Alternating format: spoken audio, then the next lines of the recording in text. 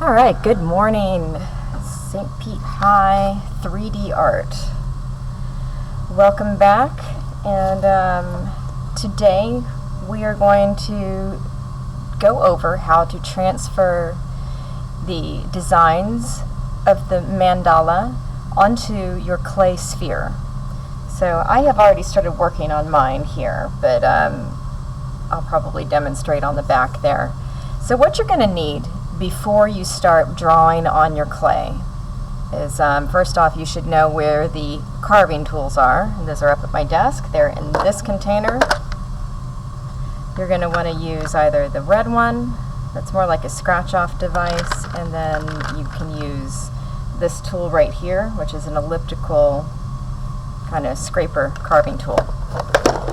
You're also probably going to want to look at reference images before you start drawing. So I've got in my classroom, and you at home could really find a ton of information and ideas online, but this is my pre-Columbian ceramic kind of coloring book almost, but it gives all the different designs. I've got birds. These are really originally for stencils and stuff, but you can use those. And then I've got the more free-form, really spiritual book that has a lot of really interesting designs and patterns in it, just so you can see that the patterns and the designs that you do for this will vary, and they can be either tight and super realistic, or they can be looking more organic. So I chose to be kind of influenced by the pre-Columbian because I always liked those. So step one, for your design, you need to look at your reference images. And step two is you need to draw, kind of practice drawing in your sketchbook what you want. Okay, step three is going to be to get your clay. I put a big hole in the back of my ceramic piece because I want to be able to hang it on a wall. So if I put a screw in here, it'll hang there instead of being a free-form piece. If you're going to do the rattle, like rolling the clay beads up and making the prayer or the wish, then this might not work. But I have so many of these at home that they're just laying around. I thought this would look really cool on a wall. So you can see that I started drawing on here, and I started with these two, but then it wasn't really fitting the circle very well, so I changed it up. It was not exactly perfectly planned, but it's working. So I'm going to show you on the back here. With a pencil, you want to always draw with a pencil and not the carving tool or a needle tool. And I'll just do a little bit right here.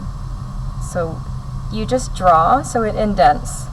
The reason you use a pencil is that the pencil is shaped in a cone, and it just perfectly goes into the clay without creating a lot of mess around the line. So whenever you sign your work or start to put designs that you're going to carve into your work, always use a pencil. Don't use anything else. Oh, other than the other pieces that I just showed you, if you are in the face-to-face class or even at home, make sure that you work on a surface that you can easily clean off. So here at school we have these cafeteria trays, and I'm going to ask everyone here to use these so that you can just wipe off all of the clay crumbs, which there will be a lot, into the garbage can or into another like a jar or something like that, so that you can make slip out of it. So I'm going to get a carving tool out. And by the way, if you're face to face, you will be checking these tools out and bringing them back. So the first thing you do is say you decide which part of it is going to be the background, which part is going to recede, and which part is going to come up. So seeing that I have this line here that is pretty, I can make that just separate. I will carve, to make this area look like it's three-dimensional, I'm going to carve back the background here.